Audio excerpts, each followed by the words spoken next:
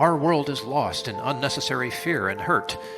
Our systems seem scientifically engineered to make you small, powerless, and always waiting for the next great leader who will fix the problems around us. Worse, we're witnessing neighbor versus neighbor while warfare breaks out around our family tables. But you have access to a spirit, a strength that enlarges and empowers you. Even better, you don't need to wait for the next big movement. You can heal the world. It's time for governance by grace. Welcome to Gracearchy with Jim Babka.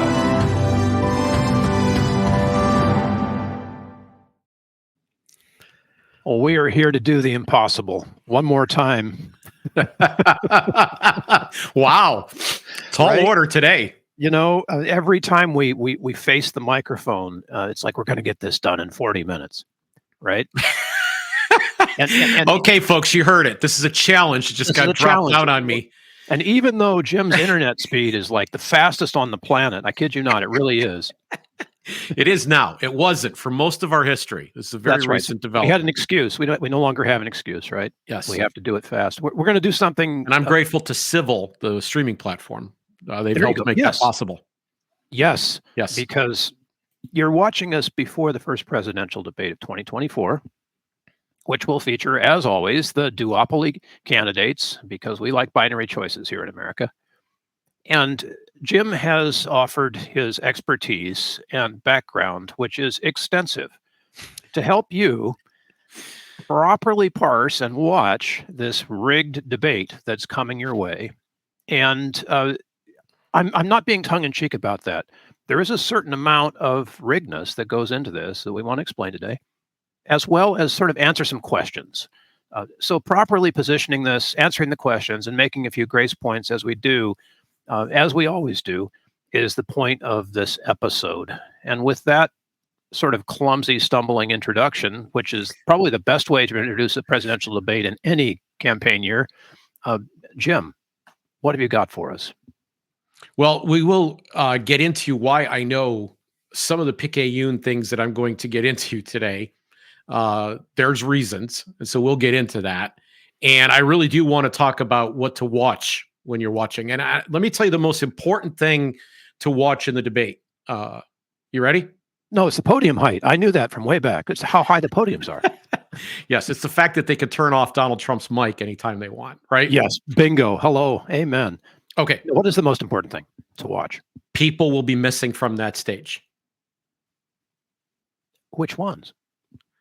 Chase Oliver, the Libertarian candidate, is going to be on more than 40, probably 43, 44, maybe even close to 50 state ballots. There's some contention going on that shouldn't be inside the Libertarian Party right now. We'll see how that all shakes out by November. But the Libertarian Party routinely gets to the point where they can get 48, 49, 50 state ballot. This is huge. We'll get into ballot access another time. Robert Kennedy won't be on that stage either.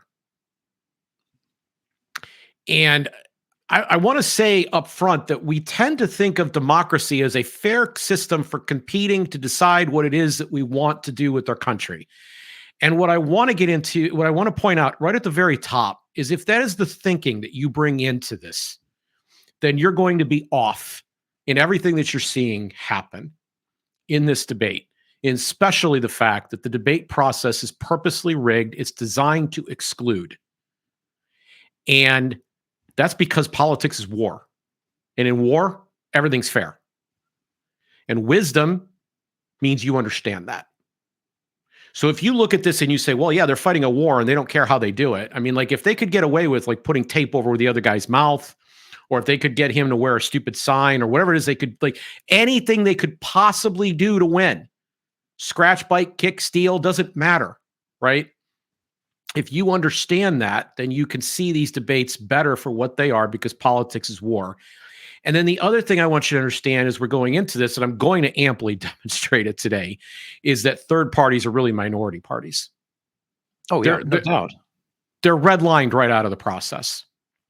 Yeah, I would love for you to explain that later when it gets into the flow, so people understand why, Robert Kennedy, who's done better than anybody expected, and why Chase isn't permitted to take a podium Yeah. This is different. We had how many candidates were on the last, the first of the Republican presidential debates the last time around? Not that it can't be done or not accommodated or we've never seen it before in history. None of those things are true.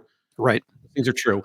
There's a reason that they're kept off the stage. Now, there is a belief out there. You could pronounce it Duverger's law. That'll help you more phonetically find it. It's probably closer to Duverger.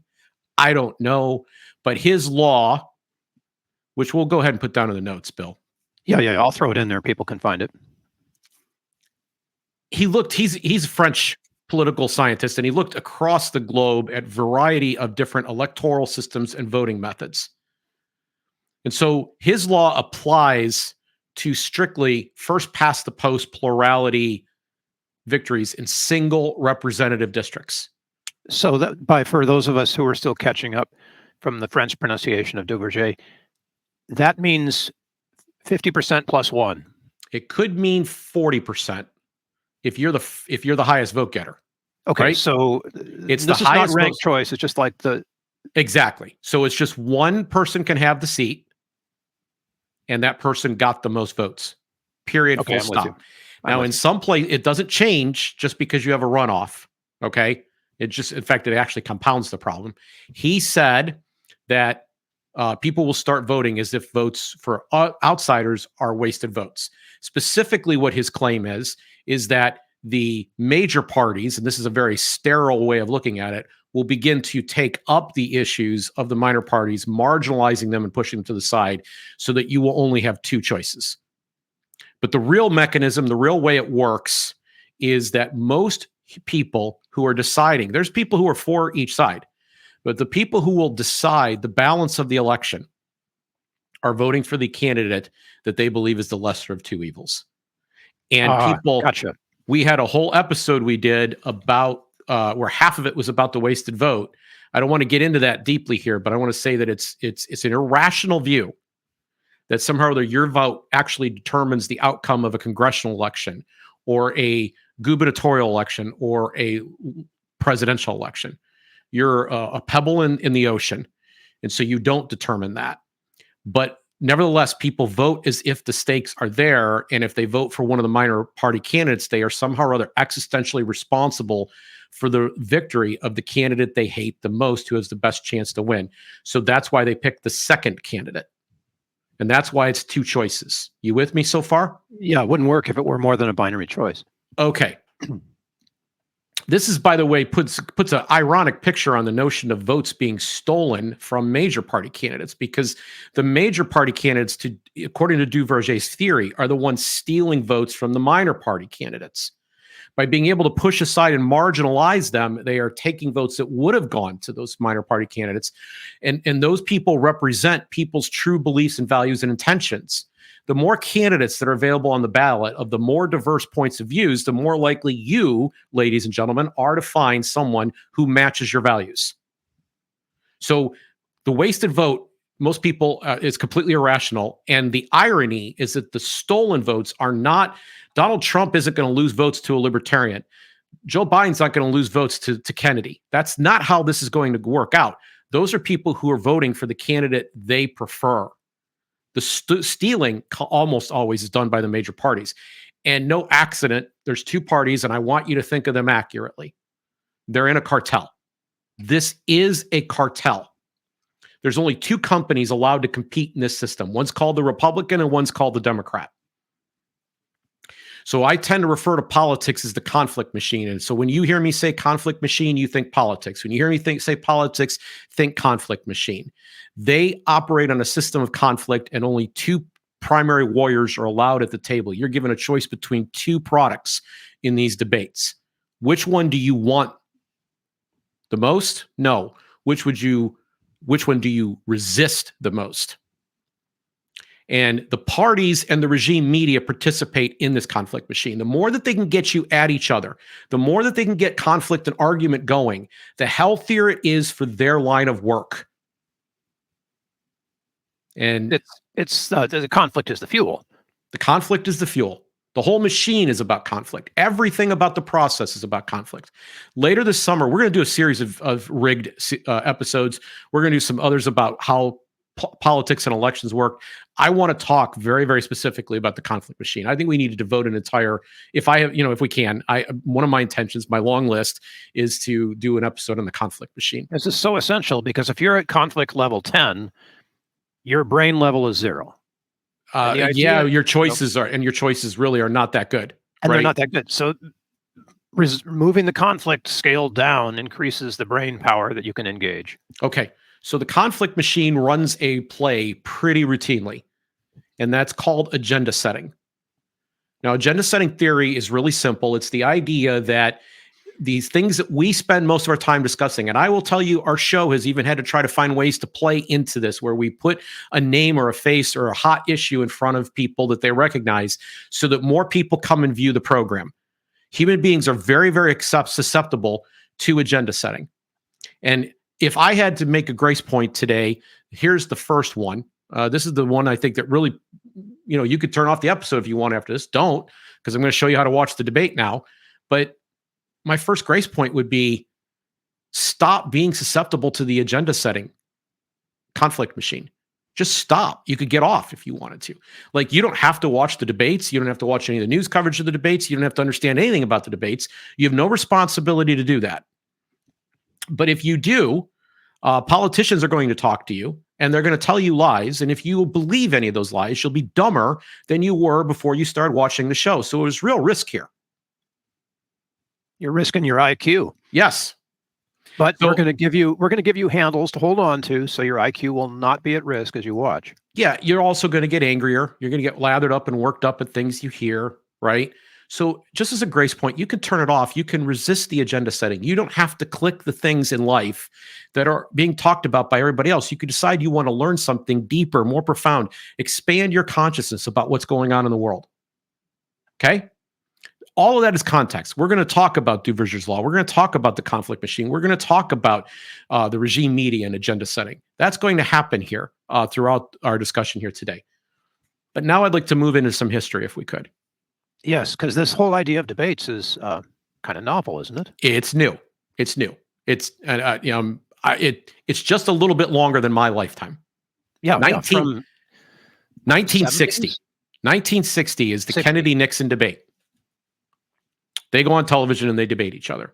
There was an attempt to get Eisenhower and Stevenson to debate in 1956. Eleanor Roosevelt even got involved. Didn't happen. But in 1960, there was a series of debates between Nixon and Kennedy. And then no more debates until 1976. That means 64, 68, 70, and 72. There were no televised debates. Richard Nixon was the candidate 2 of those 3 times. You think he was going to go back and do another televised debate after what happened in 1960? No. So it didn't happen.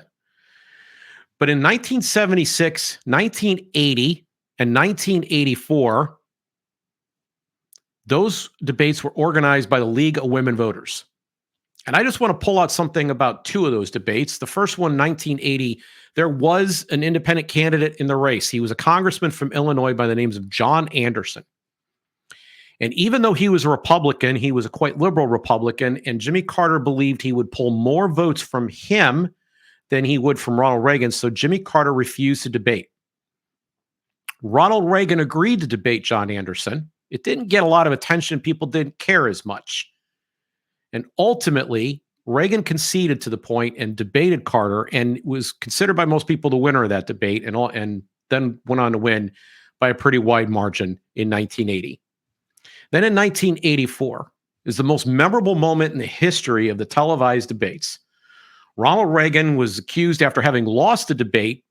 His side said that he was over-preparing, that he was a little too stressed, and that they overworked him, and they needed to, quote-unquote, let Reagan be Reagan.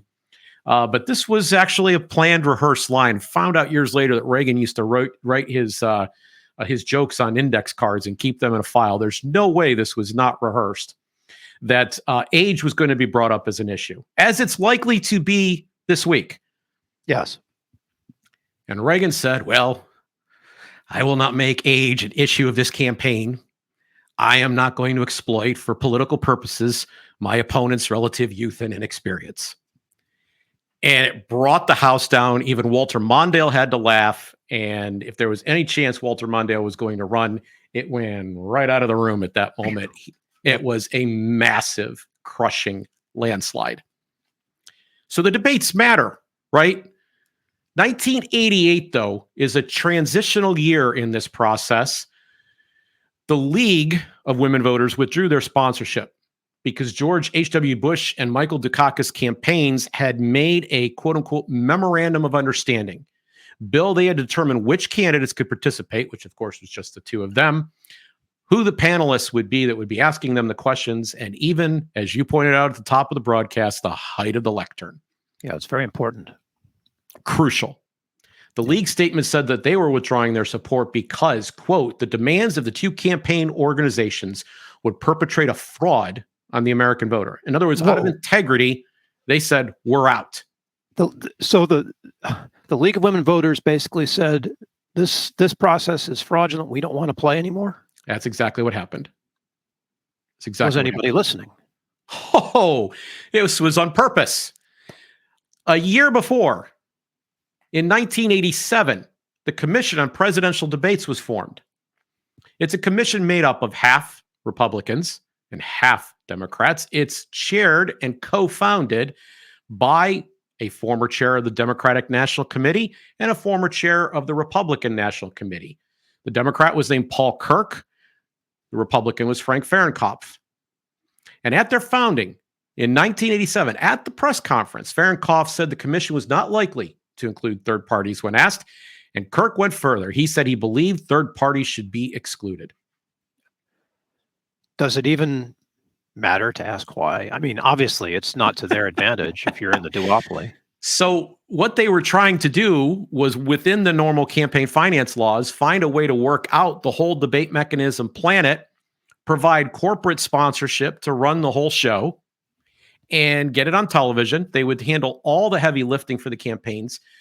But the truth of the matter is the campaigns have been negotiating with each other all along as to what they will or will not do. And the debate commission, even though it has a set of rules, has complied with those agreements the entire time. The entire time. And there is it doesn't matter if like the Independents or the Reform Party, which we'll get to in a moment, or the Libertarian Party or the Green Party or anybody else has shown up and shown some prowess. They didn't say, hey, we got a seat or two for you on the board here. You can come to our negotiations too. No, not at all. These are powerful men. Fahrenkopf, for example, was a lobbyist for the gaming industry for a very long time. So, I mean, these are people who are connected. The people on their board are connected. These are people who are involved in the campaigns themselves, right? So, and you said something very interesting within the framework of the, and I'll add the descriptive here, the anti-constitutional campaign laws. I believe you said campaign finance laws. Campaign finance laws. We're going to get to those in a second. Let's finish up the history here. I want to make sure everybody understands like what the timeline is here. Ross Perot ran in 1992. Ross Perot, right. So he got in the race, Larry. Larry, I'm in the race now. Now I'm out. I'm in, Larry. I'm out. If you recall, before he got out, Newsweek had a column on him, and the polls were showing that, or front page cover for him, and the polls were showing he was leading. And then he dropped out of the race. And then he got back in the race.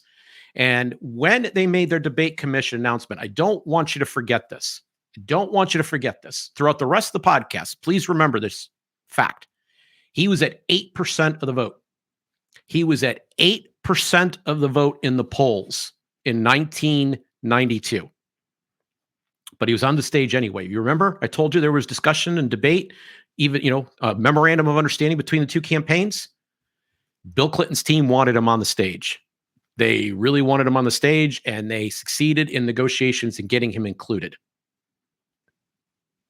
They saw him as an asset because he would suck votes away from his fellow Texan, George Herbert Walker Bush, who was running for re-election. Yep. In 1996, Bob Dole recalled this. His team understood this. And they were determined to do everything they could to keep Ross Perot off the stage. And they were so desperate, they agreed to a lot of other terms about format and presentation and questioners and everything else, because the Clinton campaign used this as a very heavy bargaining chip. So there were format things, Dole wasn't as comfortable moving around the stage, holding a microphone. If you recall, he had a bad hand from war. And Clinton, of course, loved, wading out into the audience, I feel your pain. Okay. So that's how this works. That's how it's worked all along. And I want you to understand it. But something happened between 1992 and 1996. So first, I want you to know how Perot's election went. Remember, he's at 8%? Yeah. He's included in the debates, and the result is 19+% of the vote. At the polls, yes.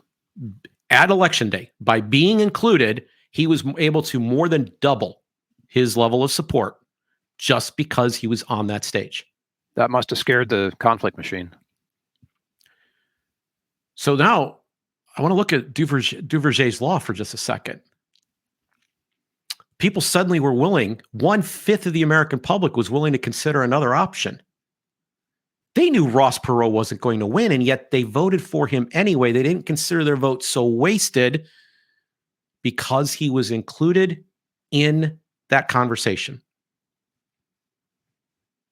I question how much Duverger's law, if you start to go in and look at all the ways that the parties have embedded themselves, all the ways that incumbency is favored in this system, when you start to look at all of that stuff, I start to wonder how much his law really applies in our federal elections. I really do. I think it's possible under the right conditions, the right legal conditions. I think it's possible to falsify it, to prove it wrong. So maybe someday we'll get into that. But the debate commission figured something out. That's a lot of votes that they gave up. And they decided they didn't want to let that happen ever again. So here's what they did. They invented what I'm going to call accurately the exclusion rules. They said, first, you have to be on enough ballots to qualify that if you were to win that state, you would get 270 electoral votes, which is what's necessary to win the office of President of the United States. It's a huge hurdle to get ballot access. I mean, a really expensive hurdle to do. It's granted free of charge, practically, to the Republicans and Democrats, but every minority party spends a lot of money getting it. We're not going to get into ballot access today. We're just this is theoretical. Like if by some miracle you won that state and you won enough of them to add up to 270, yes, you'd be qualified to attend the debate. Yes, that's step one. Okay. Now there have been as many as 6 candidates over the years that have qualified for that. Okay. But they don't want all those candidates up on the stage. The Libertarian candidate has always qualified for it. The Green Party candidate has always qualified for it since 2000, since 1996, I believe. Then they said, this next one comes in combination, that on the basis of 5 national polls that they identified, major national polls, on the basis of 5 national polls, the candidate had to have an average of 15% or more in the polls. Now, you can tell a pollster anything you want, okay? And the polls can be designed any way you want. And even these big 5 national polls that they would pick out every year, which, by the way, as the years went by, initially they told what polls they were following, but as the years went by, they didn't tell until they actually announced their results. How's that? Yeah. And all you need to do to break one of the candidates, let's say that a candidate does start to get to that 15%.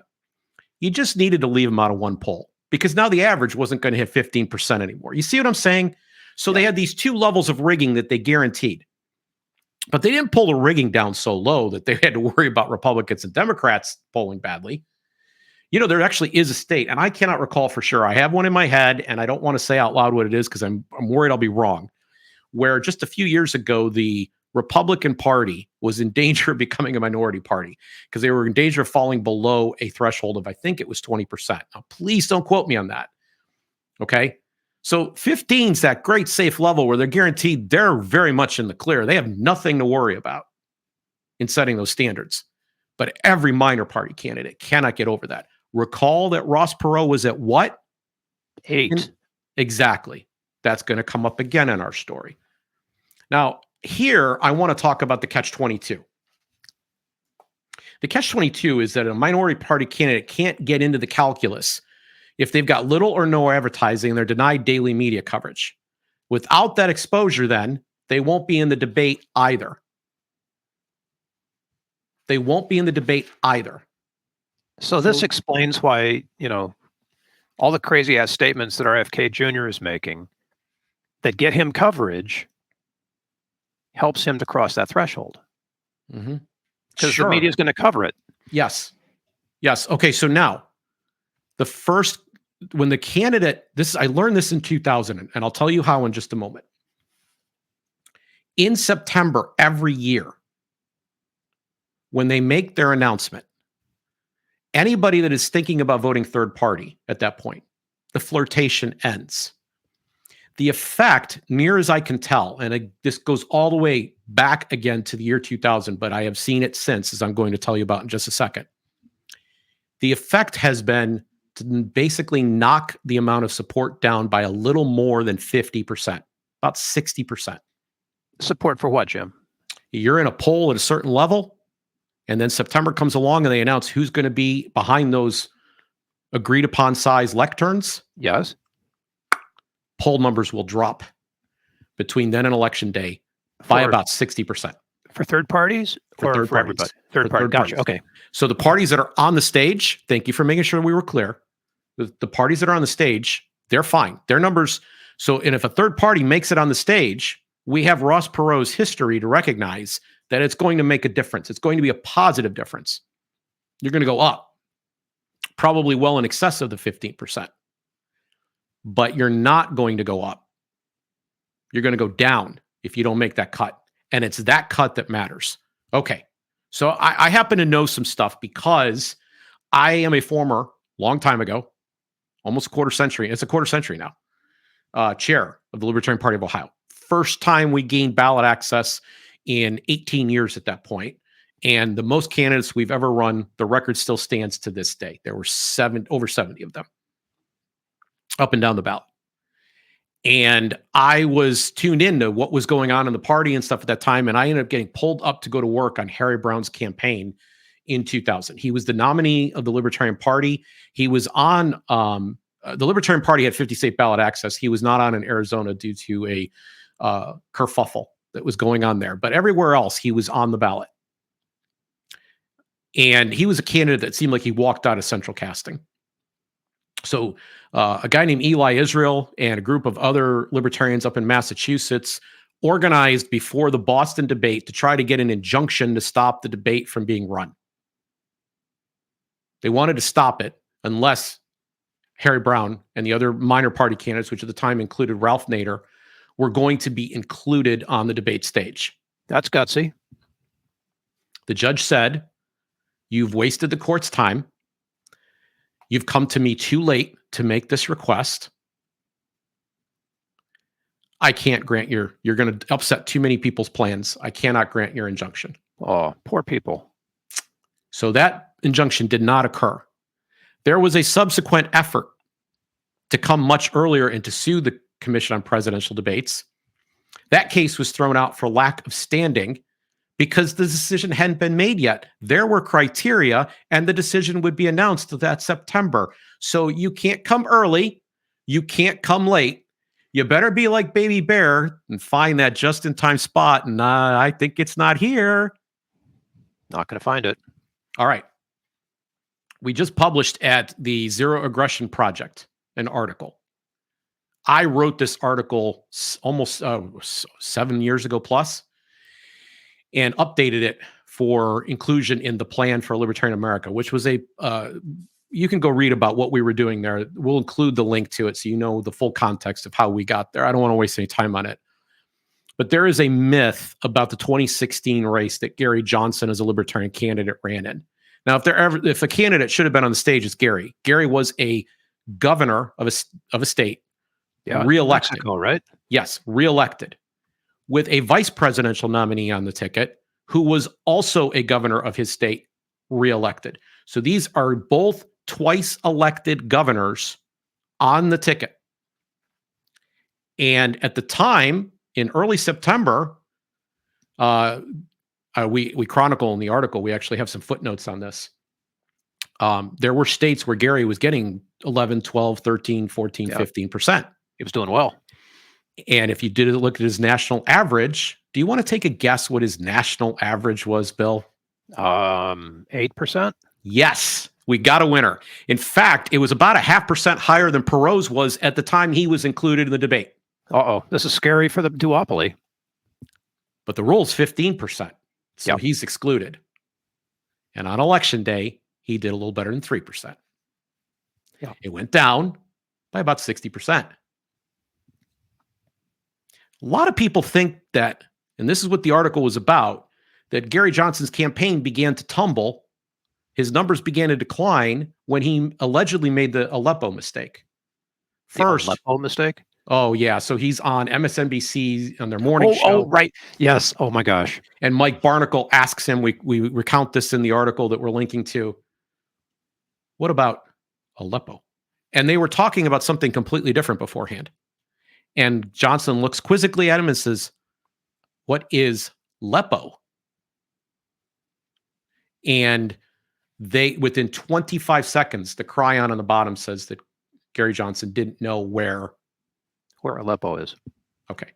Yeah. His answer, once he was clarified what it was that was being discussed, was cogent, complete, intelligent. Donald Trump was making 2 to 3 mistakes a week bigger than this. That, in fact, like a week before he'd made the nuclear triad mistake. He didn't know what the nuclear triad was. Okay. You're going to be carrying around the football and you have no idea what the nuclear triad is. So but there was no way for Gary to kind of counter this. And there have been people who've carried on this myth that this is when his numbers went down. Well, in that article, I show the data. And the fact of the matter is that his numbers did not go down when he made the Aleppo statement. They went down immediately after the debate announced he was not going to be included. That's when his polling numbers began to decline. And finally, I just want to tell you one more story, as if this isn't all legally aggravating enough. In 2020, a group called Level the Playing Field, which was made up of Green, Libertarian Party, and Libertarian Party people, sued, again, saying that the 15% threshold was not right. And the, which court was this? This was the District Court, the DC District Court of Appeals, said that they had a responsibility to be highly deferential, that they were extremely limited in the tools they had, and they used the term highly deferential to the debate commission. And they claimed that the plaintiffs failed to show that the commission's decision was arbitrary. Well, 50% is a pretty precise number. I guess it wasn't, or unreasonable. So the courts have backed up. Now, I happen to notice, I'm not aware of any exceptions to this. Maybe there is, and somebody can contact me, that the people in the robes that made that decision that day were all Republicans or Democrats. None of them belong to a minority party. So the people in robes back up the parties themselves. So is that just an inside the Beltway apple cart that can never be tipped over? Well, I'm glad you brought that up, because the commission, let's talk about the commission. Oh my gosh. So this is, okay. This is the campaign finance question you're asking earlier. Yes. This is, people's eyes glaze over when you use the phrase 501c3. Yeah, I know. Okay, but that's a charity. Yeah. Okay. So now you could be a public policy group. Downsize DC Foundation, which is the actual entity that owns the Zero Aggression Project and that sponsors this show, zeroaggressionproject.org. Downsize DC Foundation is a 501c3. There's lots of 501c3s out there. And they could do a number of different things. But the thing that you need to understand is these are a nonprofit organization that provide donors who itemize their taxes the ability to deductibility at tax filing time. And they cannot contribute to political campaigns. They cannot contribute money. Correct. So now, are they prevented from advocacy? I was part of a 501 when we formed it, and we were expressly prohibited from advocacy. So a 501c3 can engage in certain types of advocacy, particularly in defense of their industry or their cause. Okay. Gotcha. That they're Okay. formed. Like if you do work in the field of, let's say food for the poor, and there's something involved in regulating your entity or that area, you can, but it's got to stay within a narrow limit, and you have to file a documentation, a separate set of forms every year explaining exactly how that money was spent. Okay. So you have some permission within. You have a tiny window of permission. Got it. Contributions. Second point, please don't forget what I just said. 501c3s cannot make political donations to candidates. That's one thing that they can't do across the board. No 501c can make a direct contribution. I don't care what type of 501c. They cannot make a direct contribution, but a C3 in particular because of this tax deductibility issue. And this has been true since the days of Lyndon Johnson. Contributions to political campaigns have always been limited. And at the time that I was first getting involved with Harry Brown, it was $1,000 per person per election. Now it's $3,300 per person per election. Not a lot of money in the grand scheme of things. So this is a direct contribution from an individual to a campaign, right? Right. Not to the committee, but to the now direct to a campaign. Do you know who cannot give to a political campaign any amount? 1,000, 3,300. You know who can't do that? Is corporations. Corps and 501s, right? 501c's are almost always corporations and vice versa. Okay. Got it. So the Commission on Presidential Debates is a corporation organized under 501c3 of the U.S. tax code, but they have been treated as a special hybrid entity this entire time. How so? They act like a political action committee. They take corporate contributions, and then they tell you who the valid choices are at election time. They tell you that you cannot vote for these other candidates. I want to point out that just a few weeks ago, the former president of the United States was convicted for what he didn't tell you.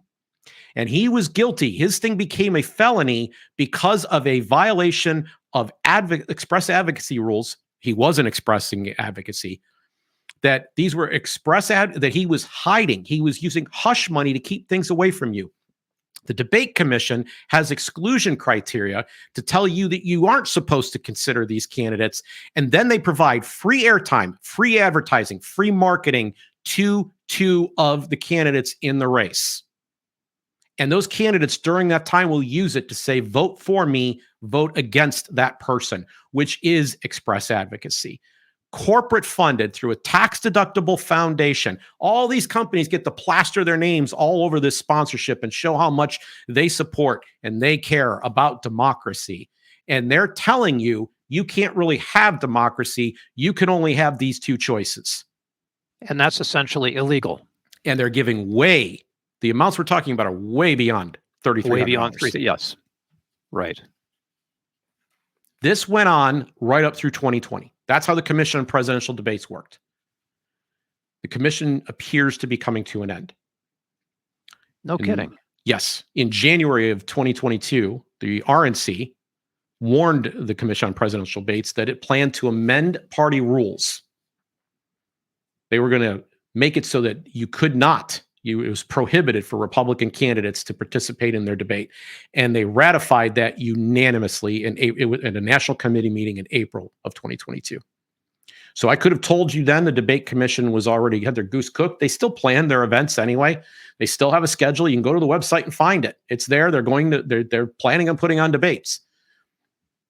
But in May, Biden and Trump struck a deal that circumvents the Commission on Presidential Debates. And here I have the dates. There will be 2 debates on the schedule, CNN on June 27 and ABC News on September 10.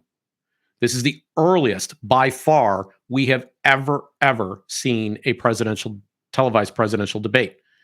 June 27, they will be debating on CNN. So the Commission on Presidential Debates is now gone? It appears so. And ding dong, the witch is dead, good riddance to bad rubbish and all of that. This doesn't really advance third-party candidates at all, but it does, in fact, get rid of all the issues that we've been harping on. Yes. It was never going to do the right thing because it was made up of Republicans and Democrats. That was the whole point.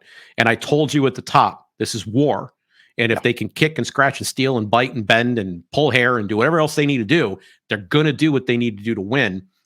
They're not going to give you real choices, ladies and gentlemen. They're not going to let you vote for a candidate you really want. They're going to insist that you vote against the candidate you hate the most by choosing one that you think can stop him. That's the game.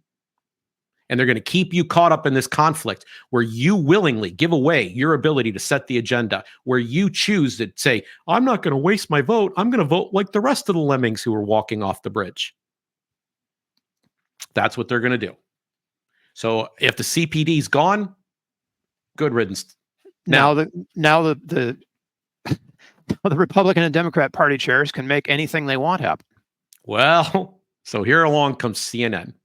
And they had to establish, because they were scared of these very same laws that we just got through discussing, and the objective criteria that has protected the CPD from having to include the exclusion rules that the CPD has had in place that made them objective. How was it put? Not arbitrary, not unreasonable, right? So CNN says, well, if it worked for them, we could try it too. So they say, well, we're CNN. So we know what polls are the best polls. And we're going to choose 4 of them because we're CNN. And we're going to choose the polls. In fact, we give news about polls all the time. We even help sponsor and pay for polls. And then we have a guy with a big board who moves numbers around and points to things and changes the color of the map. We're really experts at looking at polls. So we don't really need to have anyone tell us what polls to pick. We're going to pick these 4. And when we're done picking them, we're going to see who consistently polls above that 15% level. Oh, wait, 15%. There's that number. Sounds familiar. In our approved surveys. Okay. All right. I'm actually not the least bit surprised that they picked this criteria. I'm not even close to surprised that this is what they've done. But I want to hone in on the second part, because I'm going to right now, right in front of your very eyes, disqualify the 2 people who are attending, Donald Trump and Joe Biden. You ready? The candidate's name has to be on enough state ballots to win a majority of electoral college votes, 270. You want to hazard a guess how many ballots Joe Biden is on right now? Or Donald Trump? Pick either one, Bill. How many ballots are they on? Let's hope not enough. They're not on any, because they are not the nominee of their party yet. Oh, of course. Okay, makes sense, right? Okay, they are not on any ballot. You know who is on ballots? Robert Kennedy. Yeah, he's already on a half dozen of them, maybe more by the time people see this show. Chase Oliver will be on even more than that. Okay, so 270. Donald Trump and Joe Biden are disqualified. The 15% number gets Chase Oliver and Robert Kennedy. Yeah. Okay. But this 270 requirement. Devil's advocate, these are the presumptive nominees, right? Well, presumptively, Robert Kennedy could be above 15% in July or August. And in fact, maybe if he was included in this first debate, he would be above 20% for all we know. Okay. Presumptively, he hasn't had a chance to fully run his campaign because he's busy spending $6 million so far on ballot access. So presumptively, he could be at 15%. All he needs to do is be included in this. This is a lot like this. The way this is being done is a lot like saying we're going to put on a show. It's going to be called American Idol. It's a singing competition.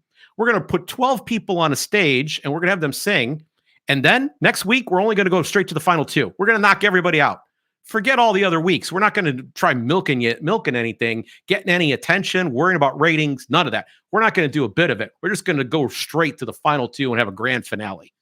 2 episodes of American Idol and we're all done. And I can hear people now in the audience. I can hear them saying that's still too many. But that's what they're doing here. They're jumping to the end. Without even acknowledgement at the beginning. Who do you sue? I mean, you have to sue CNN now, right? That would be who you'd have to sue. And I don't know. Robert Kennedy's PAC is out making these statements right now. My friend Larry Sharp is a spokesperson for them. He's been making the media rounds, sharing this information. Good. Okay. Now, Duverger's law. Duverger? His law. It's revisited again. Is it really the case that people don't want Robert Kennedy? Is it really the case they don't want him? Or are they going to be told as early as June by two guys who both feel scared of him that he shouldn't be included? I don't know, Mr. Duverger. I don't know. But given that CNN is violating right now in real time our campaign finance laws and our tax laws, I would like to know, will Alvin Bragg prosecute? Is special counsel Jack Smith going to look into it? Who's the lady from Georgia? Right. There's some good prosecutors out there. Oh, man. And this is so tasty, right? What about those ambulance chasers? We want to make sure that we have clean and fair elections, right? Yep. Clean and fair, of course. Well, isn't CNN fair and balanced? What I think they're engaged in right now is a case of election denial. Just me. Okay. All right. Now, let's wrap this up. I want to give a shout out to the Free and Equal Elections Foundation. The Free and Equal Elections Foundation. We will include their link in our episode notes. Free and Equal Elections Foundation. Just for the record here, there's a Free and Equal Elections Foundation? Yes. And it has been putting on debates since 2008. Their high water mark was 2012 when Larry King was the debate moderator that year. And they've been on a whole host of networks and shows, C-SPAN in particular. God bless C-SPAN, because they will cover any boring thing, no matter how boring, no matter how marginal, no matter how to the side. They give people voice. And you got to give them credit. The competition is the U.S. Congress, man. How exciting is that? They're looking for anything more. So Free and Equal did a debate on February 29th with some of the candidates that were running for nomination for their various parties. Two libertarians that I know, Chase Oliver's being one of them, who was the ultimate nominee, participated in that debate. And they're going to do another debate. In fact, it's coming up on an unfortunate date. I will be in attendance at Freedom Fest at Caesars Forum in Las Vegas in July. And if you recall, Bill, we plan to do a show on July 11. Yep. We're going to talk about the Trump verdict. I will either go live in that show or we will do a tape and get it out as fast as possible. We're not sure what circumstances at that hour will permit, but that's July 11. We'll be back to talk about the Trump verdict. That is the night or the day also that the Free and Equal Elections Foundation debate will be had at Caesars Forum in Las Vegas at Freedom Fest, July 11th. They will be putting on a debate. And so which one are you going to attend? Our podcast live or the debate? Well, who knows? I might be able to pull off both, but I believe this is a valid or good thing that they're attempting to do. And I would like to admonish. So consider this a grace point. Normally I don't do admonishing in grace time, but let's consider this a grace point. Tough love is still grace. It is. You better believe it. And I want to critique the libertarians in particular. Because if the rules were such that you could skirt all the campaign finance laws and set up your own debate committee, it should have been done a long time ago. And it should have been funded. And it should have been funded magnificently. And it should have been a star-studded event on live national television for everyone to see. And that could have been done voluntarily. And that's the home of voluntarist thinking. That's the party that is closest to it. And they could have made sure that those debates were mattered and that they were seen by a big crowd. And so to the degree that that has not happened, this is, in some ways, their fault. And I want to return before I close to the thought I brought up at the top of the cast about agenda setting. You can choose what information matters to you. You can choose what shows to consume. And you could choose not to be led around by whatever the popular cause du jour is. You could choose to tune into programming that's substantial and wholesome, that educates and enlightens, that edifies and builds up. You could choose to support things you believe in. We devoted a whole episode to the notion that the bad choices that you make in media help serve this agenda setting system. And that in turn is utilized heavily, that along with a heavy dose of fear, by the conflict machine to keep everyone at each other's throats. There will be a candidate or two missing from that debate stage. And they're missing because you let it happen.